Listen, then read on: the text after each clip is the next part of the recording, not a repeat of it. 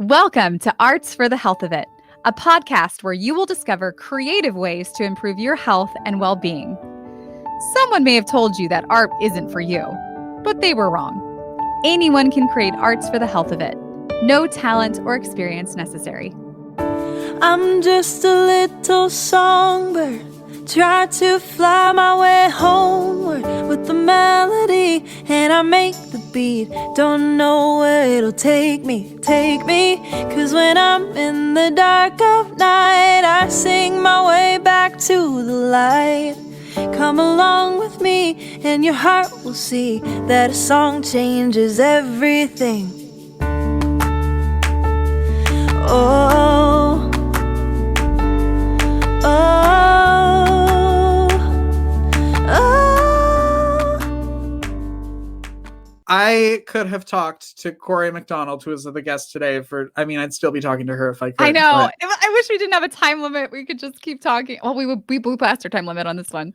We sure did. She's a transpersonal art therapist, which I didn't have a clue what that was before meeting her. Same. But she's fascinating woman. Like, she's from Canada, but she's lived all over the world and has engaged with people in art making all over the world. And it was so good. I think one of my favorite parts was hearing about not a boot. She's from Canada. So about the different art forms are from everywhere that she's lived. I think that was so fascinating. And because it's also different. Yeah. And for those of you, which is all of us, that are experiencing stress right now, she helps people use the arts to deal with and express heavy and negative emotions so that they can move past them and move more freely in the world. So if you ever experience stress, you have to listen to this episode. And she has a book that she talks about, but she shares one of her exercises that's in that book.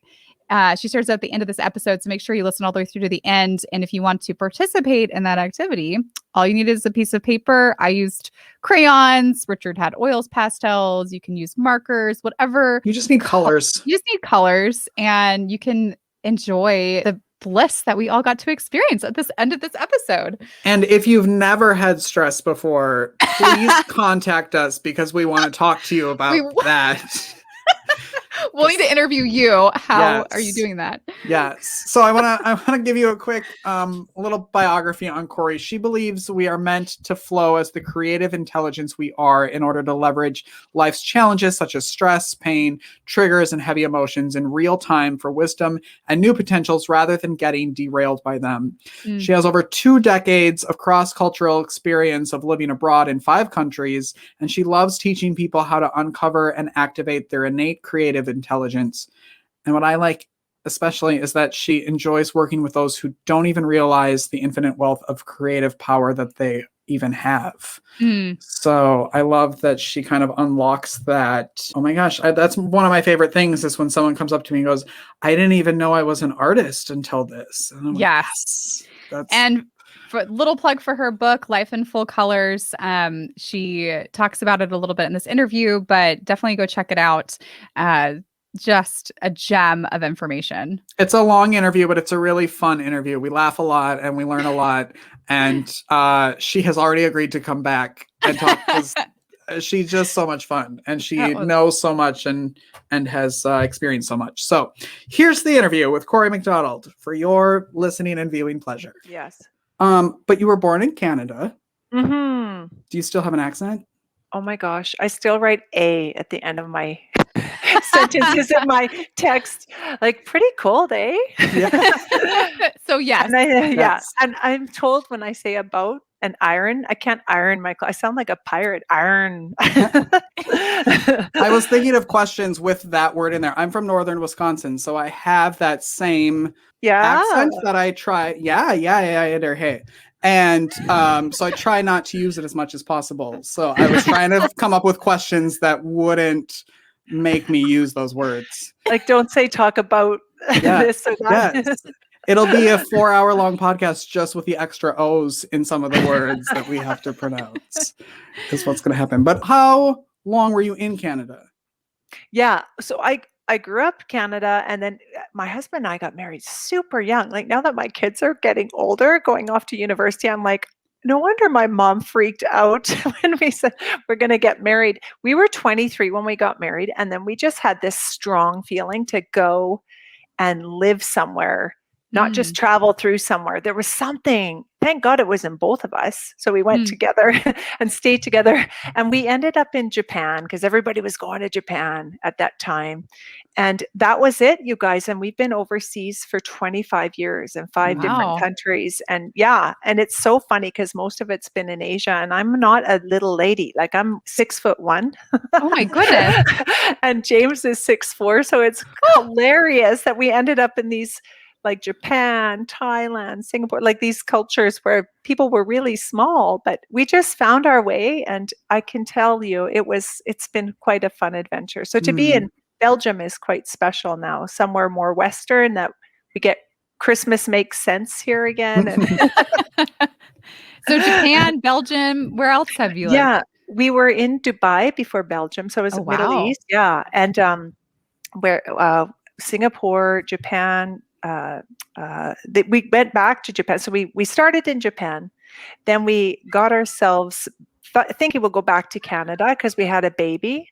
And we moved there out of guilt. Don't ever do anything out of guilt because we were just miserable. Here we went to be near the grandparents. And finally, even my father was like, you guys seem so depressed. Like he said, there's a job at a Canadian school in Singapore. How we pop around is my husband is in education. He's very creative with education. So there's international schools all around the globe for people who get sent to work overseas, but they want their child to be kind of in a system where there's a continuity.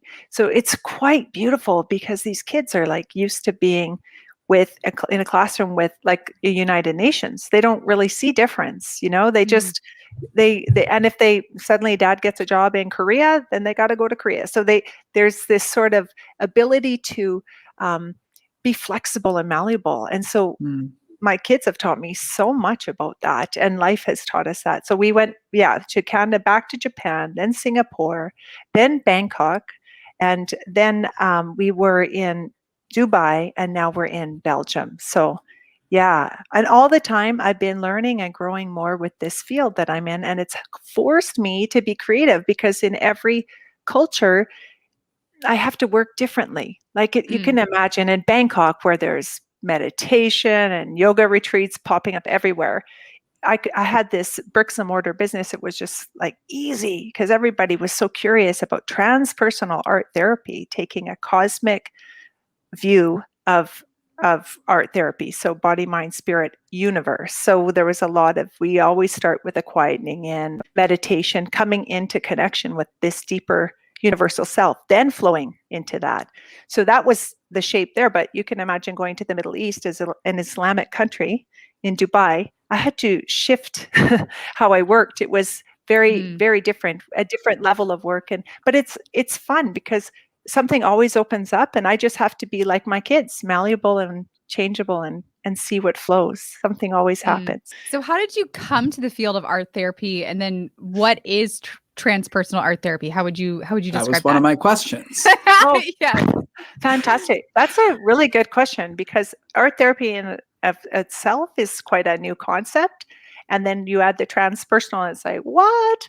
So maybe I'll start there and then back up to your first question is how I came to it. So art therapy and I'll start with art therapy for the way that I learned a transpersonal approach, the studio approach, which means that it's not so clinical, but there is clinical art therapy where you can diagnose and these sort of things. I can, in a sense, but I'm more working with the fact that each person is an artist of their life, a creator. And so the art, in the terms of the art therapy I use, it's basically, think of it as instead of Picasso or art with a capital A that has to be just so, it's not that at all. It's very much our emotions are essentially energy in motion. So it's just a container. You know, you think of a piece of paper is literally a container for this flow of energy in motion. So, and I'm calling out and inviting the most curious, wonder-filled part of us that wants to explore, like a child that you would see in a preschool. I would say almost like preschool art, like doodling and just flowing out shapes, lines, and colors. The hand just starts to move. And when you start to feel safe and comfortable with the space and the art therapist in that flow, you are like a child, and just something always comes through, and you never know what will come. And that takes a lot of trust, but it's easy to once you catch that rhythm, because it becomes very, very wonder filled to see this whole dimension of oneself come out onto the page. And with the therapy aspect of it, I go to the root. The Latin root of therapy is therapea, which is to intend towards. And we're intending towards, with art therapy, we're intending towards growth and transformation, to take something that feels stuck and not working, and instead of avoiding it, saying, oh my gosh, this would be actual art material. What would happen if I put this tension in paper out of me? What would happen if I took this banging into this relationship with maybe, I don't know, my partner or my child or my sister or brother, this guy at work? What would that look like? What would that feel like? What lines, colors? And then all of a sudden this thing is outside of us, and we can start to have some interaction with it, dialogue with it, and ask if we know what it looks like that we don't want, then we can easily pivot it and start to figure out what we do want. So that's in essence. So when we add the transpersonal piece, that's like I had mentioned before, we're body, mind, spirit, but we're also like a micro to the macro. We have this creative intelligence with that in us. Most of us have no idea. I had no idea for decades that I had any of this inside of me. You got to do what you don't like to figure out what you're going to do. Like I had a lot of education and 4x4ing through life. I called it, like, I just didn't know. And, but then once you wake up to the fact that, wait a minute, I'm a creative being. And if I'm the micro, then I can connect. I could make connection with universal intelligence.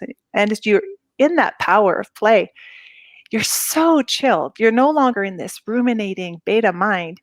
All of a sudden, you can download insight and wisdom and next steps that you couldn't access before, when you're thinking you're this separate piece of life without any backup. We have all wealth of intelligence coming to us. It's just that we're never taught these ways in school, you know? Were you always creative and artistic, or was that something like did you always have that childlike essence, or was that something that you had to figure out for yourself before you started doing the work?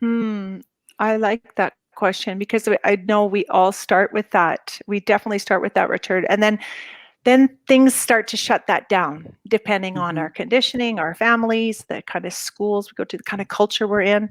So I definitely was. And it's funny, you know, now that you asked me that, as soon as you did, so that creative intelligence just, I get literally like a movie goes by. So the vision I saw was a little Corry. And that's little, because I was telling you guys I'm 6'1". So short and young. Short and young, little. I think I'm about in this one that shot through was probably about 5 years old. My dad was an engineer, and back then there was no computer, so we had these big machines that would make these big drawings, and then these maps, and they would be massive, like for a little kid. They were probably about my height now, but these massive pieces of 6-foot reams of paper, and he would never want to throw anything out, right? Good dad. He'd say, girls, flip these over, you can draw on these. And I would literally, honestly, I would get lost in worlds in there. I would be in my own world. Didn't realize it then, but I was doing the essence of what I had spoken to earlier, creating a safe space in which to start to flow my heavy trapped emotions in. And our family had its fair share of dysfunction and not knowing how to deal with heaviness or trapped emotions, as most families. I mean, we're just learning these tools now in this generation. So, you know, bless my upbringing, but you know, we just didn't have those tools. So I find it really interesting when I talk, not just my story, but many people, we find tools. I would play in snow worlds. I grew up in Canada, tons of snow. I would make my own home. I would make a really a home I felt really safe and cozy in. I would play for hours in that snow. I would not go in snow now. I would die. But so when you say that, Richard, I think I did have that. And I think though a lot of it shut down as I started to become I became really withdrawn in my life. I had anxiety. I spiraled into a series of depression. So I didn't have that. I didn't appear to have all that joy, but that flame is always there. It just gets covered up by stuff. And then little times would peek out. Like I did end up in art school because I was one of these people who was kind of good at everything and just didn't love anything. And I was told by I took this art elective in university first year, and my teacher said, you should really try for art school. You're really natural in it. And I said, you're almost failing me. Like, I was ironic. like, kind of, yeah. And he said, I'm pushing you. And he was this kind of teacher. So in the end, I worked with him and I did get into art school. And that's when I started to learn about art therapy, you guys, because I could do the art side of it. I could learn all that about balance and tension, and in critiques we were supposed to talk about these things, but all my heart wanted to say was, oh my gosh, Sonia, I can see that you're totally working out that stuff you're going through with your boyfriend. Like I could just see, and I could start to see people's emotions and feel into the art. And a couple profs pulled me aside and said, you're going to graduate just fine, but you should really think about art therapy. That was the beginning of me starting to pick my way towards it. Yeah. And you mentioned that there was kind of that flame was always there, but there was this covering that you kind of had to go through uncovering. And was there an impetus for that process for you? That may be too personal of a question, but I know that journey of uncovering or taking off the armor and those layers of protection. I know for a lot of people that I know, there's sometimes an inciting incident for what drives that. Oh my gosh, I love that question. There definitely was. I think it's like you say, that there's certain things that happen, certain events that there's a realization that it doesn't have to be this way. And I think for me, it was moving to Japan and recognizing, this was the second time we were there, and becoming a parent and recognizing, oh my gosh, now because in hindsight, it's funny, I didn't realize that move to overseas that my husband and I made. I realized that because I didn't have the tools to deal with stuff, part of it was a running away from. I was trying to create something new without the recognition that unless you heal those things, unless you hold those things, unless you love those things and ask them, what are you trying to teach me? They won't pivot and change. You can't alchemize or create something new unless you own it. I just ran. I just ran to Japan, but not knowing that, right? But see how the universe is so beautiful. So there's got to be a breakdown to proceed a breakthrough. So I was breaking down, and really, really strongly after the one child, then two, then three. And and then there was this afternoon, and I can remember it vividly, laying back on it was this rust-colored sofa. I can still see it. 3 kids playing like on the floor. There's blocks. There's just chaos, like as kids, Play-Doh everywhere. And I was laying there, you guys, and I was thinking, this should be such a joyful thing. Like I have 3 beautiful kids, and I live in Japan in a home, and I have a husband who loves me and friends. And I was like wood. I was dead. I was dead inside. And I was so scared because I knew that I was just repeating. Like when I heard how I was bursting out at my kids, like unhealed stuff, I knew I was just repeating a pattern, and it terrified me. And I remember knowing very full well that, oh my God, I have no tools. And my only solution, I was listening to the news. And at that point, I could understand a lot of Japanese. We'd lived there long enough, recognizing that there was a story of women who were mothers. Amazingly, look what you attract when you're in a low place. Mothers driving down this ocean road and driving right off the road with children who were mothers who had postnatal depression. Oh, wow. Okay, so I'm watching this and I'm thinking, terror. My heart is just like beating. Like I could feel it off my chest and the terror. And I remember dialing. I have 3 sisters, knowing which one to dial and just dialing her and saying, I am so scared right now because I'm actually entertaining this. Like, this is how low I am.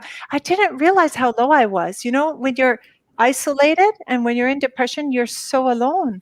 And even though the world is, you know, I'd put on a mask and I'd get those kids to school and I could do that, but it was so exhausting. By the time I got home, I would just lay on that rust-colored sofa and just, so when I called her and she just said, you need to go, you need support now. That was such a gift. And guess where I ended up? With a music therapist. I didn't know. She was the only English-speaking woman therapist. See, again, like amazing when you look back and you think, you know, all these pieces that align. And she told me, Corry, you're so busy telling the same story the same way, outwardly, looking outwardly, you're going to have the same result. She said, you have a baby. You have a baby, and over the bed, is there a mobile? And I said, yeah, there's a mobile. She said, it's like this. It's just like the mobile over Nikki's bed. When you go to say goodnight, you don't have to shake the whole mobile. You just go in there and you tap the mobile. One piece, don't you? And I said, yeah, one piece. And she said, it's the same. You think right now you've got to fix this and you got to be this and you got to do this and you got to fix that. And you're yada, yada, yada, your story, you're telling it snowballing. But actually, all you got to do is tap one piece, and that's you really well. Just take care of you really well and turn inwardly. And she put me back into connection with the art again. So I'm just grateful for that, because that was the beginning of the shifting from this downward spiral, you know, to the upward lift. So, oh my gosh. That's such a beautiful story. And thank you so much for sharing that. I think those times of transition in people's lives are a very natural place that people find the arts, because we've used the arts throughout human history to help return to find equilibrium. Pivotal moment for me, which I've talked about on the podcast, is my experience with leukemia and all the emotional after effects of that. And very similar experience to yours of finding that the art being this powerful container to externalize and then transform all that negative heavy stuff. So I love your story, and I love how you articulated it. Trying to find the balance of not waiting until you're at the bottom or you're at the worst part to find the arts. It's like, what could change in your life if you did it regularly, as opposed to waiting until point of crisis. Yeah. Well, you came into it with all of this art background and all this art training. So you had all these skills. You were supposed to know. Yeah, you would think, right? Yeah. I should have known this stuff. Yes. But that's fascinating to me too, because I do think about that. And I think, what happened? But what happened is I took on this new identity, and I thought it's an all or nothing thing. Like, now I'm mother. And I didn't know, and I speak about this in my book, that when we are not connected to our sense of self, that we start to look too outwardly. And when we start to do life overly to compensate from that disconnect from the essence of who we are. So in order to not feel that disconnect, I became really busy. So I was overgiving, like everyone's needs before Corry. Like I would never have thought, as my beautiful musical therapist said, just wake up, light a candle, even if it's 10 minutes before everyone else, and just take one brush, even if it's one color. Just feel something creating out of you. This was how basic I had to be. And you're right. I graduated from art design with honors, but it wasn't art made from the mind. She was inviting me into coming home to myself. That's a very different thing. And I talk about the whole mind, that we have this beautiful thinking mind, but so often too many of us are operating like 99% of the time from there. And we have a total disconnect from the center. In Japan, they call it the hara. And you go from the hara is your heart or your center, and kara is from. So kara hara, I always love that rhyme. And or the Chinese is dantian, or we say our heart or our center, our core. I laughed that my name's Corry, because now I'm always like, go from the core.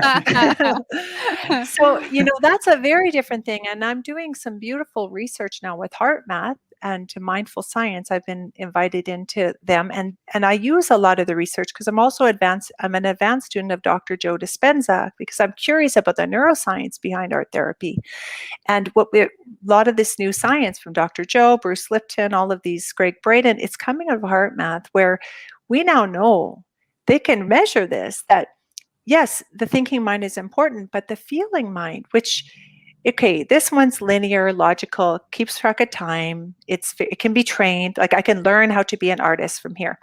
But this one got bad rap sometimes because it's messy, chaotic, has no idea about time. It's just like, it's like I said, curious, wonderful, it's very childlike. However, it's not childish. It's not throwing tantrums. It's going into curiosity and like, let's go. And playful. Well, this one, when they measure in the magnetical field, it's 5,000 times stronger than this one.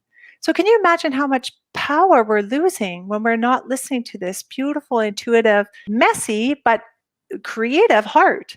So when you get the two going, that's when you're humming, because we need them both. We really need them both. That's when life gets wonderful and juicy, and we want to be alive. That's when my spiral started going up, because it was like I was stopped waking up. I used to call it the big fear. I would wake up, it felt like a brick was on my chest. And I was like, is this how my life? Like I'm going to wake up like this every day? But I didn't know that, no, once you get this in coherence, I jump out of bed now and I'm like, what are we going to create today? Like, what's going on?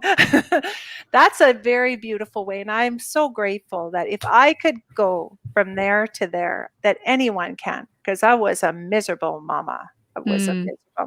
What did you create today? Oh, I had so much fun. Thanks, Richard.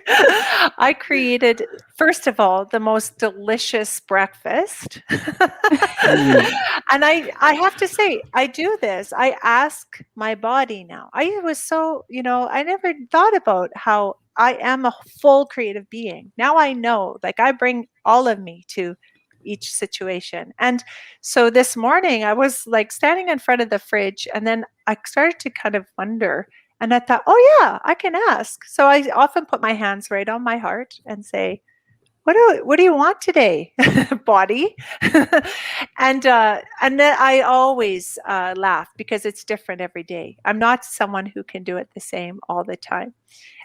So I had a beautiful oatmeal, and then I got the strong sense. I say I hear. It's almost like my voice talking to me. But now that I've done this form of art therapy long enough, I don't need to do it on the paper to find out information. I can just ask my creative intelligence, what's next? And it was raining out, and I heard walk in the rain. It's been so long, because in Dubai we never had rain.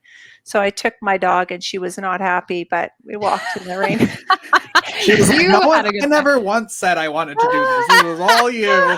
I know. Oh my gosh. And then after that, it's so great, because then right away in the walk, I start to get downloads of, okay, I'd love to put this in my blog post. And then there was 2 people I could think of for inviting on. I've started live streaming, trying to feel into that. And they thought, oh, they would be great guests to have, because they don't do traditional art. Like one is not what we think of as art. One is a writer. And I thought some people express themselves through writing or, dancing or running, or like there's so many ways to create your reality. So yeah, it's like that. So I started to connect with people. So it was that kind of day. I call it a loosely held plan, Richard.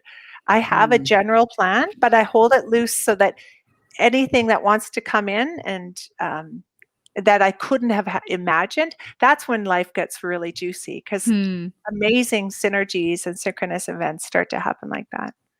Like that's meeting you guys. Come on. Which we're so glad. Oh my gosh, me too. Well, and we have a great question from our producer. Since you've lived in so many different places, and you kind of mentioned this, talked briefly about this, alluded to it earlier, about how your arts practice and how you did your art therapy shifted based on the culture that you were in. Can you talk a little bit about your observations about the differences you see in different cultures and how they value the art or the role it plays in the culture and society? This is one of the Oh. questions I was thinking of, but I had about too many times in the question and I kept saying it about. And so I was like, how do I rephrase that question so I don't have to say about? Well, you're welcome. So thank you, Ivan, for putting it in a better question form than I had. Oh, again, I want to steal Ivan for my life. Yes. Ivan helped me write my next book with Noah Boots. Noah Boots in there. No That's boots about it. No boots That's gonna be about the it. question for the book title. Oh my gosh, but this is really a brilliant question because I learned a lot about this when I popped from country to country. And even having, as I mentioned, when I was in Thailand, I had a actual studio where people would come and do courses or workshops. Mm. And within that, I remember one day being so amazed because there was a women's circle and I realized, oh my gosh, I have almost someone from every different continent here. The world was there. And it was that day that I had the first experience when I think about different cultures and arts. I use the analogy often, especially to relax everybody and get everybody just to flow and to play. I often say, pretend. I'll pick something up like a pencil, and I'll say, "Okay, you guys, this is my magic wand. I'm zapping you. You're now all 5. You're happy 5-year-olds in preschool. Come on, let's go." And like just to get a warm up, so people can just be comfortable with throwing paint or doing things that often teachers would be like, don't be messy, or or moms would be like, oh, don't use that. So just letting people go. I remember looking across the studio and there's this beautiful woman who's now a close friend, and she's become a therapist who uses art in her therapy a lot as well now. Kian was looking at me and staring at me and frozen. And you could see she gathered so many materials, but she was frozen with them. So I Mm. went to her side and I said, how can I support you? What's going on? And she said, Corry, I grew up in Vietnam. We had a war when I was a little one. Mm. And I was I felt so bad because I thought, look at me. I just brought my little paradigm in here. Like I never thought about Corry. Everyone is coming from a different world. Literally, she had never seen a crayon in her. Bless her. That's why she took the Wow. whole art table. Like I set up a buffet, and I noticed she was going for it. Like, and we giggle now, and she said, "Yeah, I wanted to try it all, but then I Mm. stopped in my tracks because." Maybe the only playful thing I could do was draw in mud with sticks because we would still, that's what was so beautiful though, as we got to Mm. know each other and I got to hear more of her childhood and her story. I said, look at that. You had the inclination to create something still in the midst of Mm. that hell and that challenge, And she said, yeah, isn't it amazing that that spark that we were talking about, that little light, that creative intelligence is in there, no matter. And then, I've been in places like Bali where, I mean, everybody's an artist in Bali, right? So Mm. it's so amazing. Like the whole mindset is we're all artists, like we're all creating our life. Whereas like I mentioned, when I moved to Dubai, I found I had to do a lot more front loading with people to really believe that, no, you are a creator. You can go and buy art. You can go and consumers can buy things like this. But the idea that you can create was something I had to really kind of coach. And it took a lot more energy, let's say that way. But once the door was open, Mm. so every culture's got a little bit different perspective. Japan was interesting too, because in Japan, it's very much a skill, like it's a discipline. You choose something like sumie is the ink drawing where they take black ink and then they dilute it at different strengths so that you'll look at a black and white sumie ink drawing and you'll literally see different nuances. It's Mm. brilliant. I tried to take it from a sensei, 85 years old. She's been doing it since she's 3. And I Wow. remember it pained her to look at my art. But I learned so much then. I realized that's why I felt like in my workshops in Japan, the women, they were dying to come and express themselves. But in Japan, it's a communal society. Us in Canada and US, where it's individualistic. You're meant to be yourself and express yourself. And It's not like that in Asia.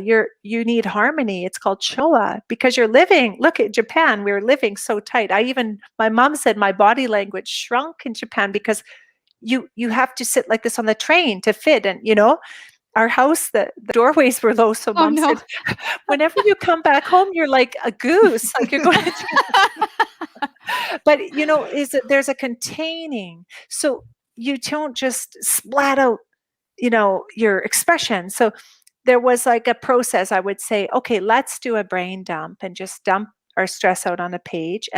But how about we use, I'd offer like 3 colors. I'd say you can use da.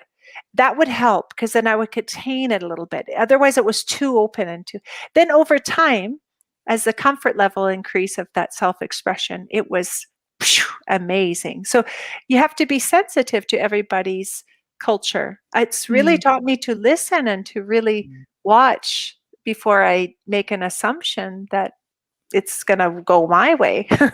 Never my way. It's who I'm serving, right? Oh my gosh. I just feel like I could talk to you for days.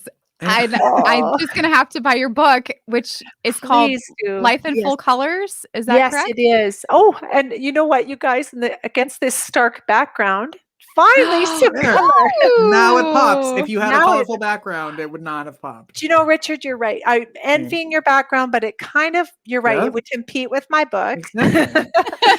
But a lot of people are loving the paperback because it's more than a book. You get to dive in and actually, like, there's exercises as you go and creative sparks so that you can learn basically 7 transformative tools to take stuff that's challenging you, and instead of being derailed by it, to actually learn how to leverage it and use it as your art material so you can flip it. And so it's so much fun, and all the proceeds go to the Vancouver Island Counseling Center for Immigrants and Refugees, because I've lived away from home for 25 years by choice, but so many people don't have a choice. They're in war-torn countries or what have you. So they are really struggling with trauma, not just in their home country, but then they move somewhere and they often get anti-immigrant sentiment, or they just miss home and they go through stuff. So all the net proceeds, I'm just donating to them because they've started using art therapy with people there. So it's like a double lift. You get a lift, but you lift others too. Oh my gosh. Okay. I kind of want to be you when I grow up. That's what I've decided. Just so you know. I'm never growing up, Richard. Well, it'll be quite the journey then. Oh my God. Why was it so important for you to write this book? Oh yeah. This book was very important because people just started asking. They were It's so gorgeous when people realize, oh my gosh, I can change so much just with crayon, and finding out like they can move energy that's heavy and stuck and trapped, things like sadness and shame and regret and anger and fear, those things that we hide away from, that they could take that and love even that part of them and play it out and find new ways and answers. So they started saying, Corry, it's so simple, but it's so needed. You should write a book. And after you get 5 people say that in 1 month, that's again creative intelligence saying it's time. And then guess what happened? The lockdown happened. And we were still in Dubai then, and I was home with all the kids. I have 3 teenagers and a dog and Jamie. I was like thinking, I feel this book is coming. It's like a baby. I feel it's coming. That is one giant paper cut. That's a big. I would want to burst that. That's a bad shape. That's when the imaginal world is not good. No, but it came through really fast. Like in March, there was and in a Dubai house, you have this extra room off to the side. It's supposed to be where your maid lives. Well, we didn't have maid. I have kids who have chores. So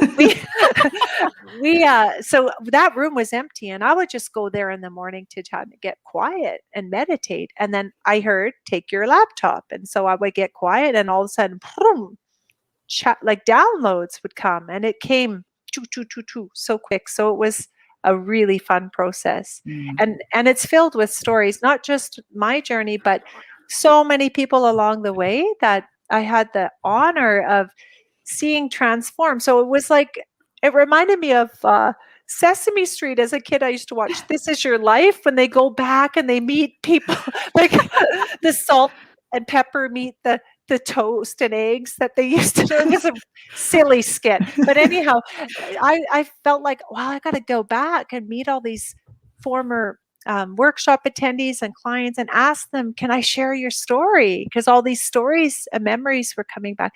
And then it was gorgeous because they were like, Corry, I would love for you to share my story. And many of them had become artists because this happens. I'm telling people it's not art, and it's not. But when you're flowing that, often you clear out so much heaviness. A lot of clients realize, oh my God, now I want to take an art class. And they go there with such pure, raw emotion that their art just takes off. So some had become artists, some had started businesses. Like, I was so pleased to hear that those little seeds had grown, and they and all of them had gone from such a closed shyness to saying, oh my God, tell my story if it would help people, so that was for me amazing. I felt like the book was far more than, it's not Corry writing a book, it was a real beautiful collaboration. So there's a lot of stories in there as well as exercises. So it's an enjoying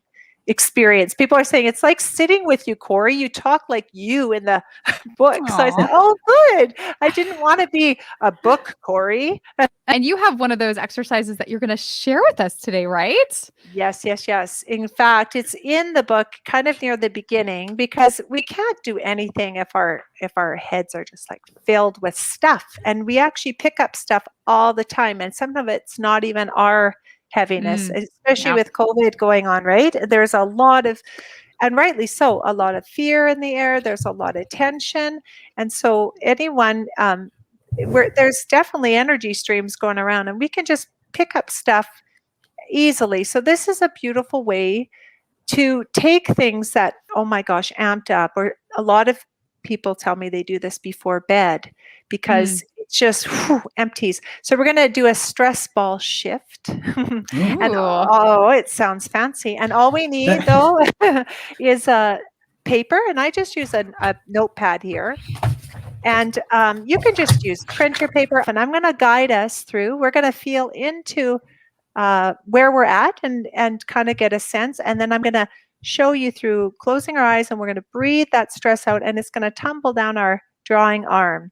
So at hand, so whether you're lefty or righty, doesn't matter. And then I want you to have something nearby. And I crayons, I have chalk pastels here.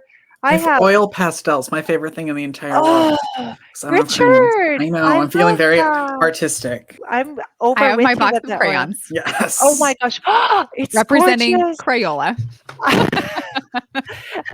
And I think I'm Faber-Castell, but I honestly, if you got markers, whatever you want, whatever floats your boat, and then we're gonna just have all of that around you, but splay it out. Like, even if you want to dump a few out, because again, I'm inviting that messy, playful child to play. So I don't want you to feel like it's got to be all nice and tidy, because what's going to happen is after we quiet in and we're going to feel all that stress come out, and it's going to tumble at our hand. And then I'm going to ask you to be like, remember when you're a little kid and maybe your auntie or someone, like my grandpa used to take us to the candy store against my mother's will. She was a health food freak.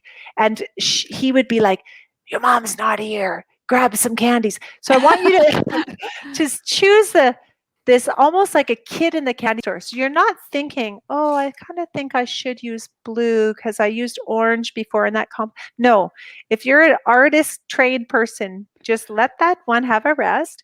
And we're literally going to just grab what lights us up. And then you're going to play it out in any shape. And I'm going to show you a little demo. So right now my eye is just going on this orange. So I'm good. My hand just grabbed orange.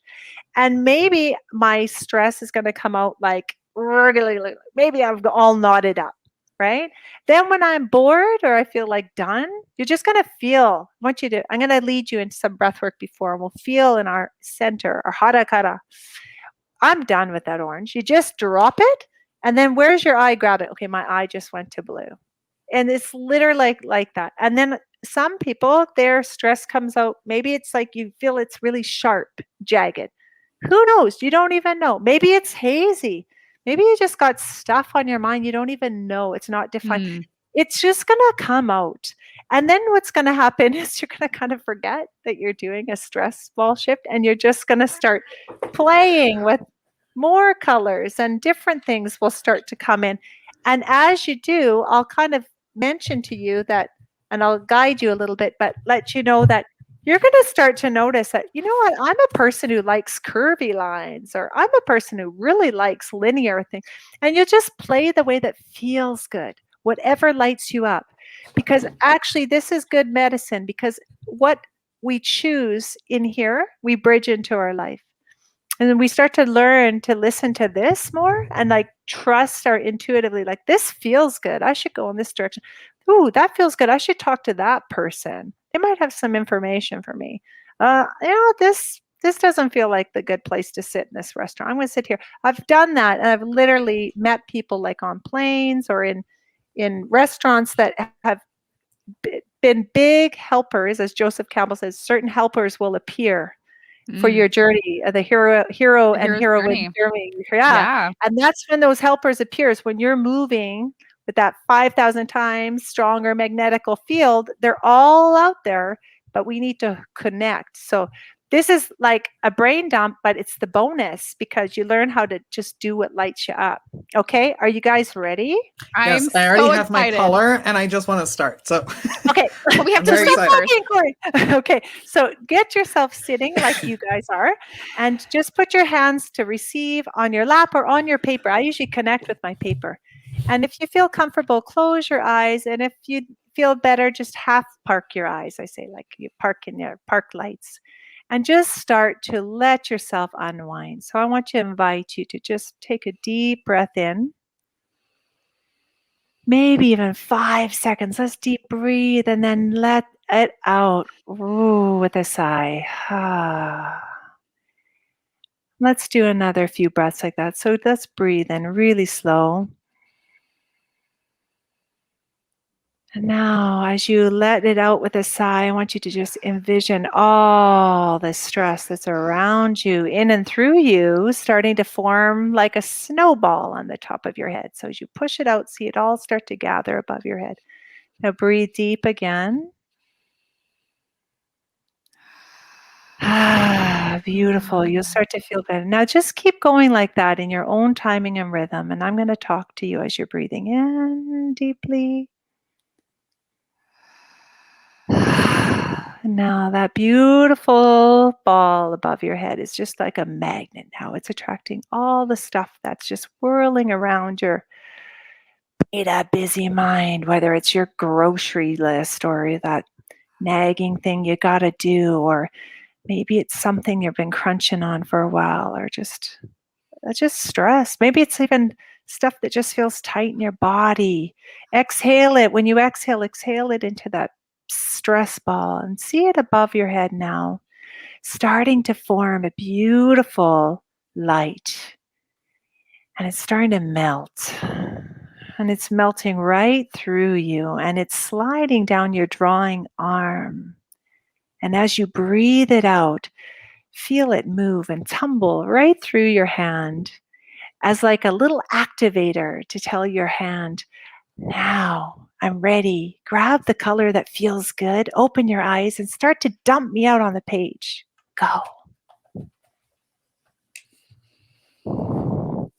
You will find your hand will just go. Let it go. There is no need to think. It's going to play, and it might surprise you. Mind will really try to analyze now. Oh, wow, why'd you use rah, rah? Just tell mind, you can relax. I'm in my heart, and I'm just letting this stuff flow out. I'll talk to you later. When you're bored, remember, just drop it. Like a kid in a candy store, choose another candy. And play and play and play and play until you realize, oh, I want to try something else. Be a curious, childlike scientist. Keeping your breath.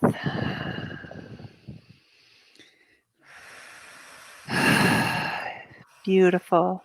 With every exhalation, literally see all that stuff that you were carrying, emptying out beautifully on your page.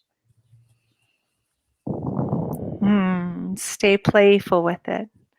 Be easy on yourself. Notice what lights you up and do more of that. Feel all of that stress shifting out of your body through your breath. Know that, trust that it's being contained, it's being caught. You don't have to do anything, but just let it go, let it flow. If something starts to emerge and you think, oh, that looks like this and that, that's fine. Just notice it, but don't feel you have to make something.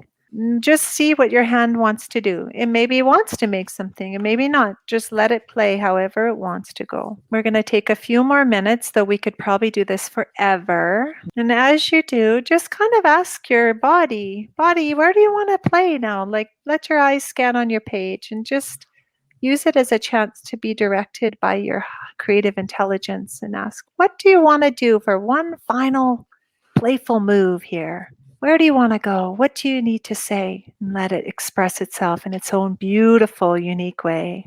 And once you complete that final one, slowly come back to the space.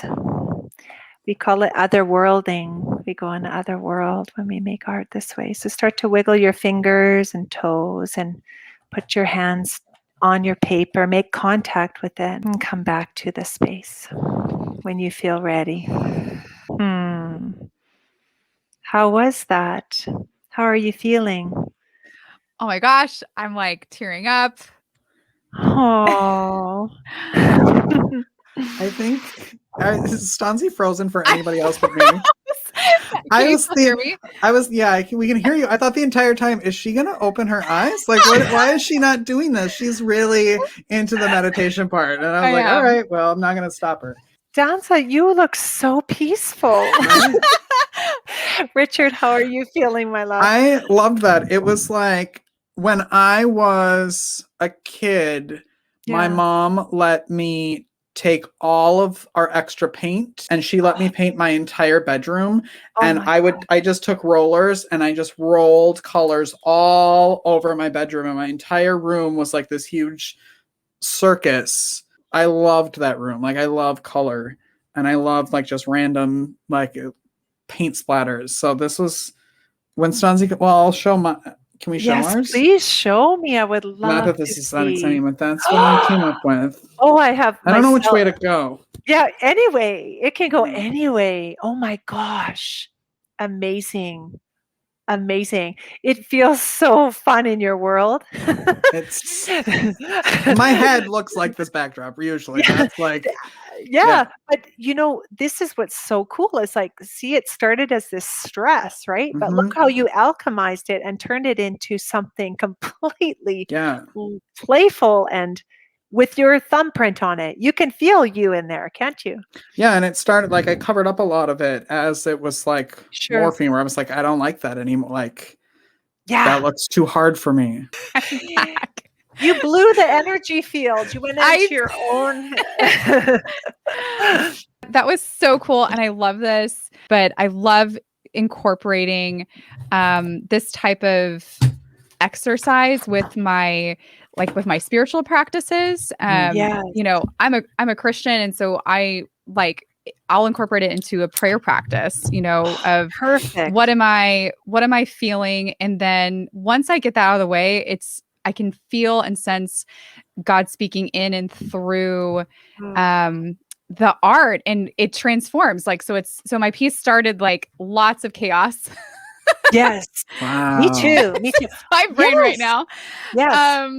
And just as I was going, that last little piece, I just had this strong sense of the color blue, just like hemming me in and surrounding me. And just the sense of, I have you and I see all of it. And I'm covering all of you and all of it. And so when I got kicked out, I wasn't stressed. I was just sitting there just like, oh, it'll be fine. Totally blissed out. Oh, yeah. And I heard you say you were moved to tears, which was beautiful. Yeah.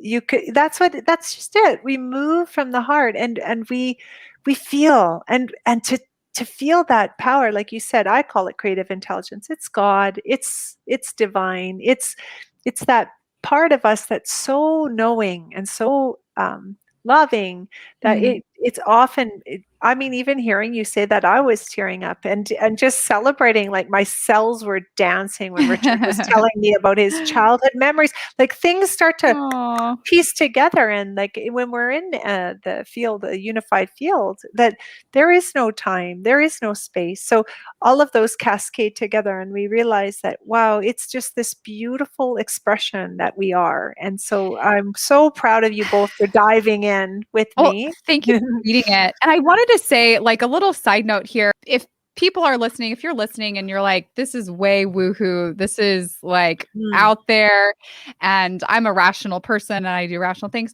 there is a level of mental clarity, and like I feel like this allows me to think clear and allows me to think more rationally when I go back mm, to the work that I need to do, because because the emotions are there under the surface, whether you admit they're there or not, and they yeah. affect how your brain can operate and how your thinking and decision making can operate. So when you clear out the noise, you can think more rationally and Mhm. come to your work with a clearer head.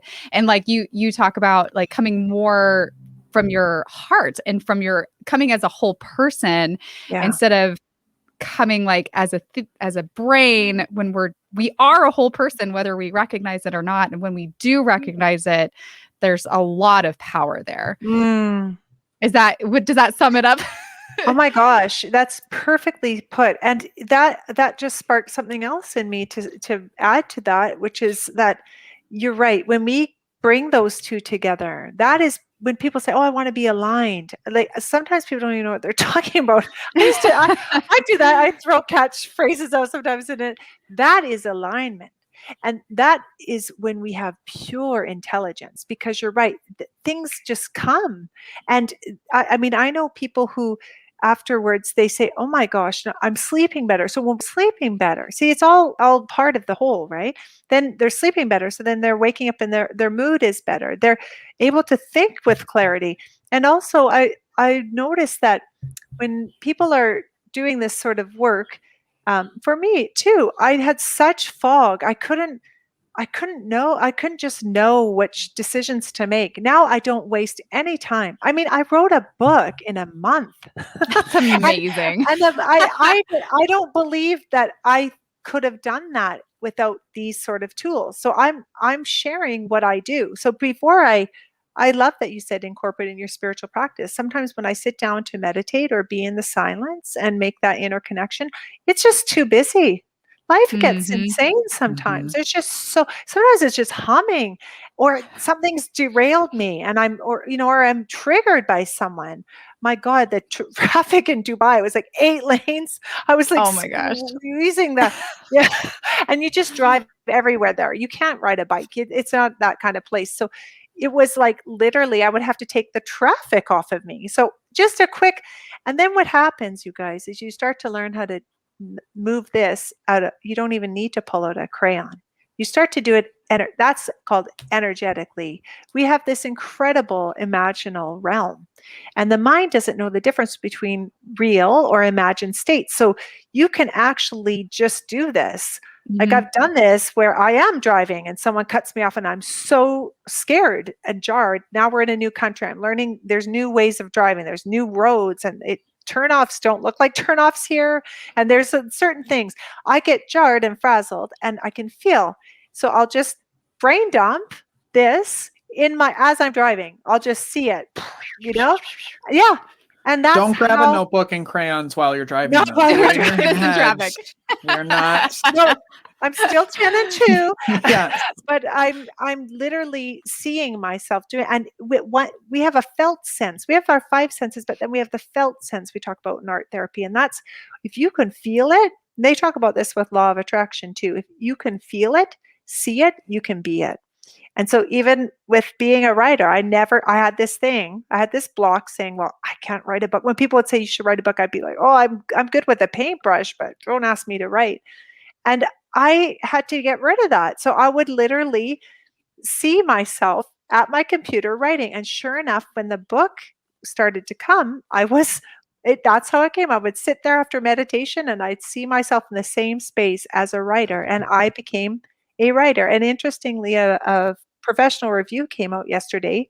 And while it does sound, you're right, a lot of these concepts can seem kind of woo-woo and too soft, but the reviewer said, I've read many of these kind of books, but this was so intelligently researched. And I thought that's interesting because we can access a higher level of intelligence and we can so you're not running around like, kumbaya. You're literally getting through life really well.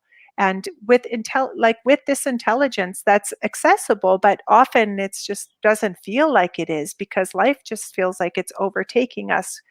Because this thinking mind, it's a beautiful thing, but it's a problem-solving machine. And the thing is, if there is no problems, it'll find a problem. And then once it gets a problem, it'll grow 5 heads, and then they'll grow 5 heads. That's how it rolls. And that's why we pray, and that's why we quieten ourselves, and that's why we meditate, and that's why we do things like drawing or cooking or gardening that they can center us and they can quiet us and quiet this one so we can activate the essence of us. So there are things we need to do so that we can keep this one under control. And then once it's like Dr. Joe says, it's like a wild stallion. You got to train it. Who's in charge? Is the stallion going to think you're a wimpy rider? Or are you going to show it who's boss? So once we have these tools, it gets in line, and then, wow, then your mind works beautifully for you.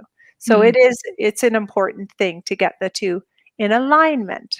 Corry, I could talk to you all day long. I know. So I hope you'll come back at some point because I have still a list of questions for you and things that I want to talk to you about, but I think you're amazing. And I want to thank you so much for jumping on with us today.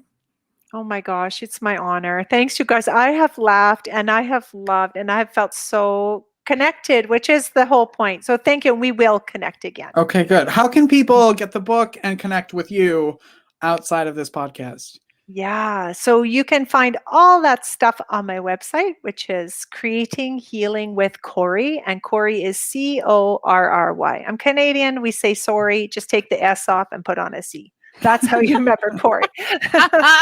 But the book is available on Amazon right now, ebook and the paperback, but people like the paperback because you can get in there with your crayons and have some fun.